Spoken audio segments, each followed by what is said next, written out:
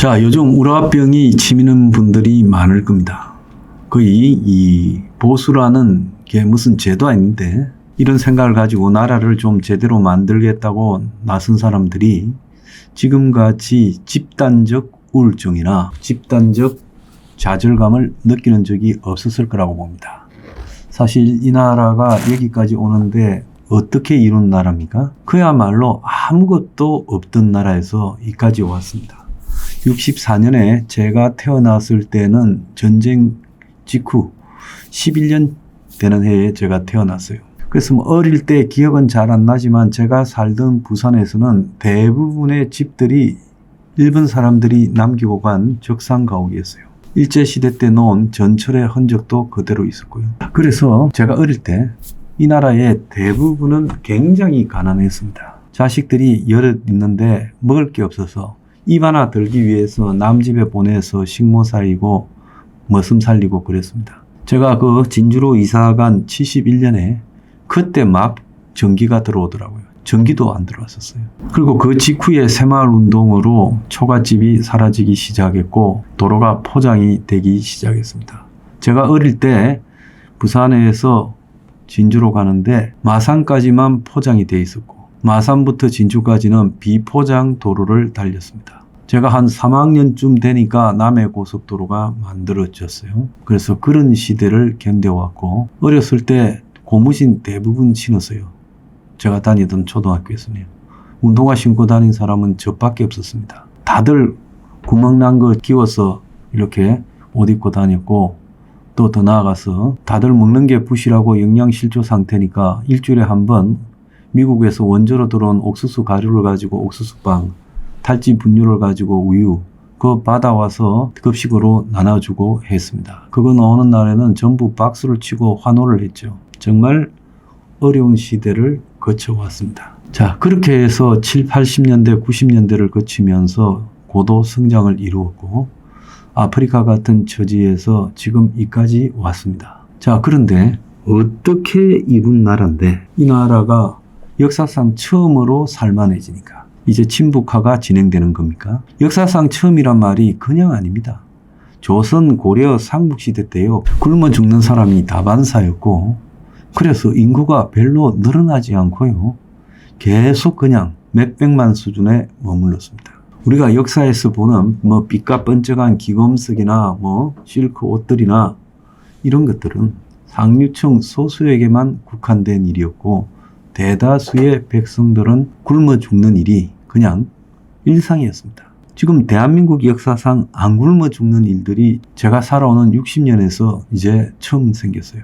그런데 이 한국 사람들은 이 악질이라 가지고 독재를 해도 악질로 하고 정치를 해도 악질로 하고 그럽니다. 지금 북한의 김정은 한번 보세요.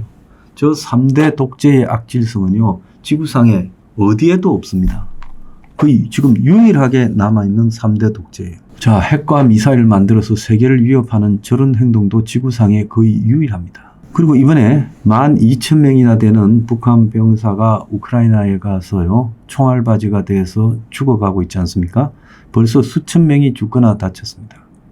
그 사람들이 어디 가는 줄도 모르고 끌려와서 죽고 그 한 명 죽은 사람이나 또 파병된 사람의 모든 돈은 김정은이가 가로채겠죠. 이게 나라입니까? 북한에 한번 꼴라지 한번 보세요. 한국에서는 오래전에 사라진 굶어 죽는 일이 다반사로 일어나고 있는 것이 북한입니다. 정상인 사람이라면요. 한국에 군사 독재가 싫었다고 친북화된다는 것은 있을 수가 없는 이야기입니다. 독재가 마냥 나쁜 점만 있었습니까? 저는 박정희, 전두환, 노태우 군사정권이라고 부르는 그 시대, 노태우는 또 군사정권이라고 부르기도 어렵고요. 그 시대에 대한민국은 경제 성장을 이루고 가야 될 방향을 잡았습니다. 만약에 이재명류의 민주당이 그 시대를 잡고 있었으면 어떻게 했겠어요? 외국에서 주는 원조 가지고 나라 먹기 바빴지 않겠습니까? 도둑질 해먹기 바빴지 않겠습니까? 그래서 이런 것들을 생각하면요. 그 무슨 일부의 자유가 제한되었다. 맞죠? 비판의 자유도 좀 제한되었다. 그렇지만은 당시에 그런 군사 독재는 세계 역사적 발전 과정에서 필연적으로 저개발국에서 중진국으로 올라가는 과정에서 산업화, 공업화를 하는 과정에서 나타나는 보편적인 일입니다. 처음부터 그냥 민주 인사가 해서 민주적으로 진행된 나라가 2차 대전 이후에 해방된 나라 중에 어디에 있습니까? 그런데 그런 부분에 대해서 좀 불만스럽다고 친북화가 70년대부터 진행이 되고 80년대 본격화되고 그리고 이제 80년대 본격화된 이후에 노조나 학교, 농촌을 장악한 친북 세력들이 야당의 주류가 되었습니다. 이재명과 민주당이 친북적이라는 사실은 그건 분명한 거예요. 아니면 날 고발하세요. 미국과 일본을 싫어하고 북한과 중국을 좋아하고 그런 사람들 아닙니까? 러시아도 좋아하고요. 그 맞는 사실을 아니라고 해서는 안 되죠. 근데 문제는 저는 단 한 번도 그렇게 대학의 주사파가 판을 칠 때 저는 솔직히 말하면 제 인생은 투쟁의 역사였지 그냥 편하게 공부만 하고 직장 다니고 이런 적이 없습니다. 그때도 저는요 친북을 경멸했습니다. 어떻게 하다 북한 같은 체제를 좋아하냐. 어떤 것들은 또 소련을 모델로 한 데서 소련 망하기 전에 그것도 미친 것들이라고 그랬습니다. 우리가요 민주주의를 회복해 가야겠지만은 우리가 바라는 모델은 진정한 민주주의를 만들기 위해서 싸우는 것이지 북한이나 중국, 소련에 가깝게 가기 위해서 싸우는 것은 아니라고 했어요. 정말 소수였습니다. 저한테 모인 패거리가요 많을 때 한 7, 80명밖에 안 됐어요. 서울대에서요. 저는 그런 과정을 견디면서 이때까지 싸워왔고 제가 옛날에 민주당에 잠깐 몸을 담고 있을 때도 친북에 대해서 싸웠고 탈당도 당시 노무현의 그런 이념적 정체성을 비판해서 탈당했습니다. 그리고 제가 보수 진영으로 온 이후에 단 한 번도 이 친북이라는 부분에 대해서 입장을 바꾼 적이 없이요. 지금 20년이 넘었어요. 그래서 지금 한국의 친북화가 절정을 이룬 시점이다라고 보고 있습니다. 윤 대통령이 체포되기 전에 좌파 사법 카르텔이라고 말했죠. 맞아요. 어제 저녁에 체포 적부심을 냈는데 중앙지법에서 그것도 기각시켰죠. 저자들이 이대로 가면 윤통을 아주 빛의 속도로 어떻게 처리할지 뻔하고 이재명 처리에 대해서 희망을 걸고 있는 보수의 사법부가 어떻게 나올지 그것도 뻔합니다. 그렇기 때문에 우리가 이번에는 이제 최후의 성전이라고 생각하고 목숨 걸고 싸워야 된다. 저는 그렇게 생각합니다. 한숨 쉬고 우울해하고 그리고 비관에 빠질 때 그걸 접고 한 발 더 뛰자. 1인 시위라도 나가자. 집회라도 나가자. 그리고 좀 더 과격해지고 거칠어지자. 이것은 죽이거나 죽거나 그 두 가지 선택밖에 없지 중간에서 합의가 안 되는 선택이라고 보고 있습니다. 언론들은 이런 거를 갖다가 이상하게 비틀어서 이야기하죠. 보수가 쇄신하고 개혁해야 되고 너무 수구적으로 가서도 안 되고 합리적이어야 되고 그런 입장에서 보면 뭐 미국 일변도도 안 되고 친일도 안 되고 그리고 북한에 대해서도 열린 시각을 가져야 된다. 그게요 저 친북 빨갱이들이 만들어 놓은 거물입니다. 보수는 이래야 된다는 모습을 보수가 이야기하는 게 아니라 친북 빨갱이들과 언론이 보수는 이렇게 중간쯤에서 합리적이어야 된다고 지금 거물을 던지고 있어요. 보수가 솔직히 말하면 과감하게 좌파의 부패를 척결하고 또 보수가 기득권이 아니라 서민 보수 대중들을 향해서 갔어야 되는데 그러지 못한 측면은 분명히 있습니다. 그건 앞으로 보수가 고쳐가야 될 모습입니다만은 보수가 고치는 것은 보수 내부에서의 논쟁과 투쟁을 통해서 고쳐져야 되는 것이지 지금 좌파나 빨갱이들이 언론이 고치라는 대로 고치는 것은 아니라는 겁니다. 자, 그들에게 놀아나고 있는 게 지금 이준석이 한동훈이 같은 거 아니에요? 저는요, 솔직히 말하면 보수가 아니라 친북 세력의 앞잡이들이라고 저는 봐야 됩니다. 조경태도 마찬가지고, 김상욱이도 마찬가지고, 김혜지도 마찬가지고, 안철수도 마찬가지입니다. 그 입으로 무슨 소리를 하든 합리적인 척해도 결국은 친북 편에 서서 조종당하고 있는 꼭두각시에 불과합니다. 원래 좌파가 전체를 장악할 때는 중간쯤에 서 있는 자들을 꼬드겨서 자신들이 이용한 대로 판이 움직이도록 하는 것이 전통적인 전술이었습니다. 그래서 제가 말씀드리고 싶은 것은 이 최후의 성전, 이번에 여기서 지게 되면요, 어디까지 밀릴지 모릅니다. 다시 회복이 될 수 있을지 없을지도 모릅니다. 지금 집권도 하기 전에 경찰을 부리고 사법부를 부리고 검찰을 부리고 공수처를 부리고 헌재를 부리고 카톡까지 검열하겠다는 것들이 집권을 하게 되면 어디까지 갈 것 같습니까? 아마 보수의 씨를 말리려고 들 거다. 이런 생각을 하고 있습니다. 그래서 저도 그런 생각을 하고 있어요.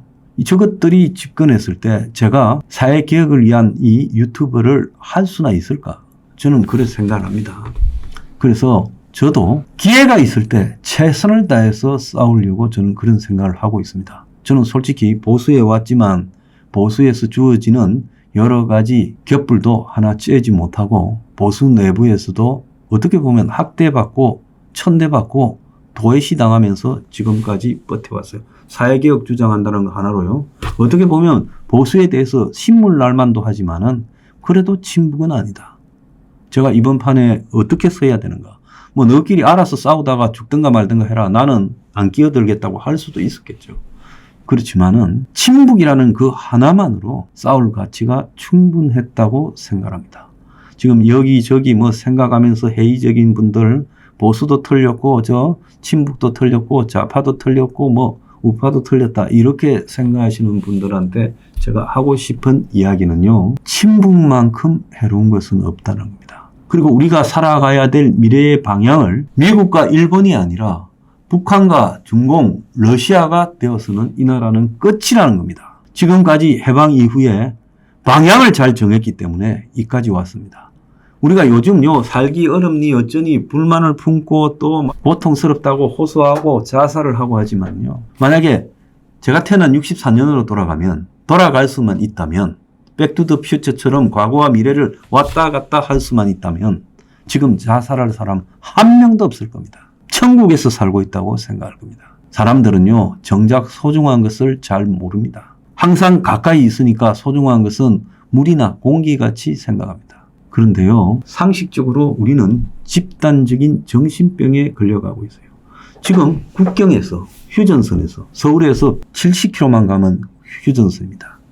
그 휴전선에서요 60만에 가까운 병력이요 북한과 대치하고 있고 그 사이에 온갖 무기들이 양쪽에 다 놓여 있습니다. 우리는요 북한의 핵과 미사일을 감당하지 못합니다. 재래식 무기에서는 우위에 있어도요. 그런데 미국은 트럼프가 집권하면서 북한의 비핵화를 할 수 있는 방법이 없다고 이야기하고 결국 북한의 비핵화를 인정하면서 그냥 상황 관리만 해가겠다. 그것은 뭐냐? 미국과 북한이요 딜해서 핵을 갖다가 미사일을 보유를 어느 정도 인정한 채 북한이 쇼만 하면 그 정도로 속는 척하고 넘어가 주겠다라는 이야기입니다. 국방장관 되는 사람도 그렇게 이야기하고 미국 NSC 주요 관계자가 될 사람도 그렇게 이야기합니다. 전통적인 한국과 미국의 관계가 지금 위태로워졌습니다. 이 와중에 좌파 정권이 들어서면 미국은 한국을 포기할 겁니다. 일본도 한국에 대해서는 발을 뺄 겁니다. 지금 이재명 세력들이 얼마나 반일적인가는 여러분들이 알잖아요.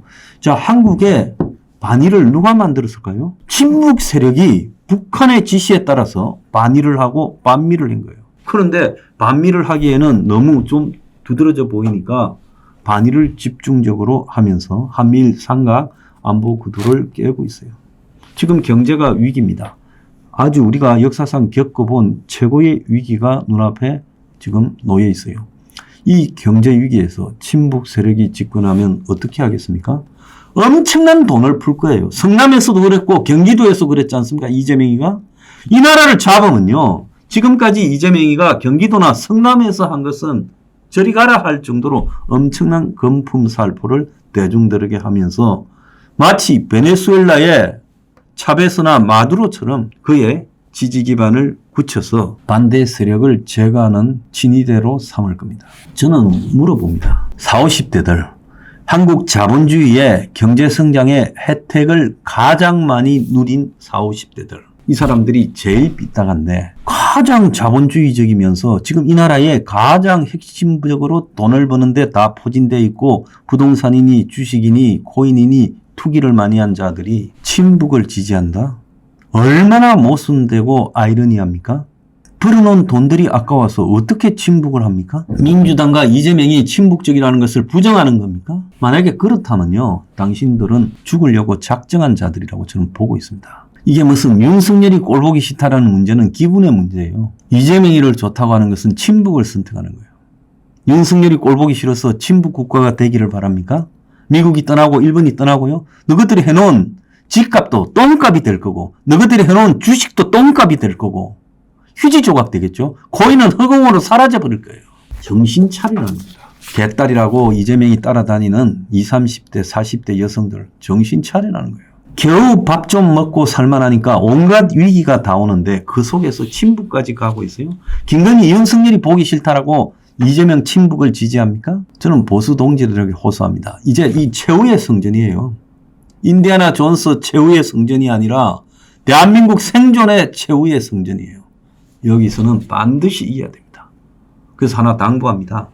저 국민의힘에 저 쓰잘데없는 도토리들한테 줄 서지 마세요. 그거는요, 이 나라 망치는 겁니다. 누가 낫다, 누가 좋다, 누구 지지하자 이런 헛소리 하지 마세요. 어쨌든 친북을 맞는데 집중해야 된다라는 당부를 드리겠습니다. 또 보수가요, 김문수한테 줄 서고 홍준표한테 줄 서고 오세훈이한테 줄 서고 이 짓 하다가는 진짜로 친북 세상이 됩니다. 기회가 있을 때요, 전부 각성하고 정신 차려서 어쨌든 이재명을 막아내는데 최선을 다합시다. 불평불만하고 우울 빠졌고 더러누워 있을 때 한 발 더 뜁시다. 그리고 절대로 국인 패거리에 줄 서지 말기를 당부합니다. 설사 윤통이 도저히 살아날 수 없을 때라도 저것들은 안 됩니다. 반 이재명 연합을 만들어 가지고요, 이재명부터 꺾어놓고 그 다음에 논의해야 될 문제들이라는 겁니다. 그래서 제가 여러분에게 당부합니다. 저는 아무것도 해보려고 하는 생각이 없습니다. 정치도 할 생각 없습니다. 제가 이 나이에 국회의원요, 뭐 하려고 합니까? 제가 혼자 국회의원 가서 세상을 바꿀 수 있을 것 같습니까? 제가 무슨 주요 공직에 나가서 세상을 바꾼다? 저는 그런 생각 전혀 없고, 만약에 내가 그러면 개입니다. 다 당부를 합니다. 사심 없는 사람은 어떻게 보면 저밖에 없을 거예요. 이재명을 막아야 된다. 친북을 막아야 된다. 그러기 위해서는 제가 여러분한테 요구합니다. 줄 서지 마세요. 줄 서면요, 개나 소나 다 기어 나와가지고 이재명 당선시켜줍니다. 28%로 떨어졌어요. 끝낼 수 있게 노력합시다. 다 자기 마음을 내려놓으세요. 전 다 내려놨어요. 저는 이 사태가 정리되면요, 그냥 조용히 살아갈 겁니다. 그러니까 여러분들도 다 마음을 내려놓으세요. 누구 하다, 누구 좋다, 이거요, 아무 부질없는 이야기입니다. 누가 되면 당신한테 떡 하나 더 줍니까? 그러니까 마음 다 내려놓고 이재명을 막는 데만, 지금은 우선 윤통을 지키는 데만 집중합시다. 당부를 드리겠습니다.